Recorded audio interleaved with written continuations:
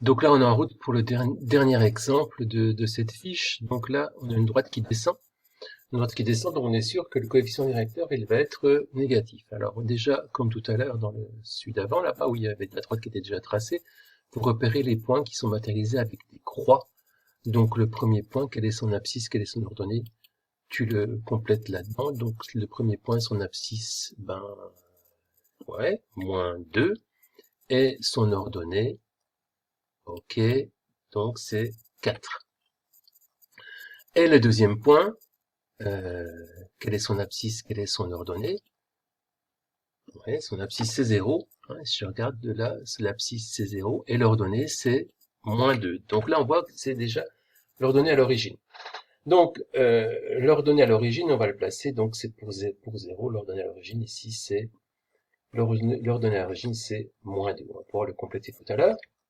Alors, entre les deux points, je fais mon, ça s'appelle j'appelle ça parfois un petit escalier. Donc qu'est-ce qu'on peut remarquer? Qu'est-ce qu'on peut marquer au niveau accroissement, j'augmente, etc. Donc là, je me suis trompé. Voilà, je vais 2 vers la droite, je vais 2 vers la droite, et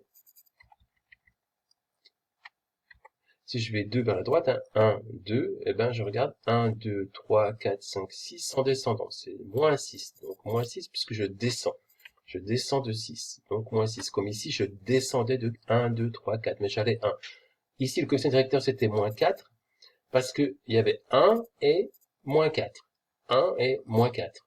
1 et -4. Alors ici, il n'y a pas 1, il y a 2. Comme ici, il y a 2 et pas 1. Et 6. On descend de 6. 4 moins 6, ça fait -2. C'est pas -3 comme j'ai préparé, mais c'est bien -6. Ah, donc pour avoir le coefficient directeur, c'est 1 qu'il nous faut. Si je descends de 1, ben, si je descends de 1 pour arriver sur la droite, je vois bien que si je peux pas, si je descends de 1, si j'avance de 1, si je vais 1 vers la droite, si je vais 1 vers la droite, et d'avoir 2, j'ai 1, eh ben, j'ai 3 en descente. 3 en descendre la moitié de 6, en fait, la moitié de 6. Si, on va raisonner. Donc là, je raisonne sur le graphique déjà. Ça a des difficultés. Allez, rapidement. Sur le graphique, on voit bien que 1 ici, 3 là, 2 ici, 6. Enfin, 1 moins 3, 2 moins 6, le tout. Si j'ai 2 moins 6, j'ai 2 d'augmentation et j'ai moins 6 de diminution. Donc si j'ai 1 d'augmentation, j'ai la moitié, moins 3. Donc ça, ce 1 moins 3, ça nous donne le coefficient directeur qui est moins 3. L'ordonnée à l'origine, on l'avait vu dès le départ, alors c'est ce qui est le plus facile à lire, l'ordonnée à l'origine, c'est -2. Donc, -2. Donc, l'image de x, ax plus b, ça nous donne quoi? Ax moins 3x plus b plus, donc plus -2, donc -2.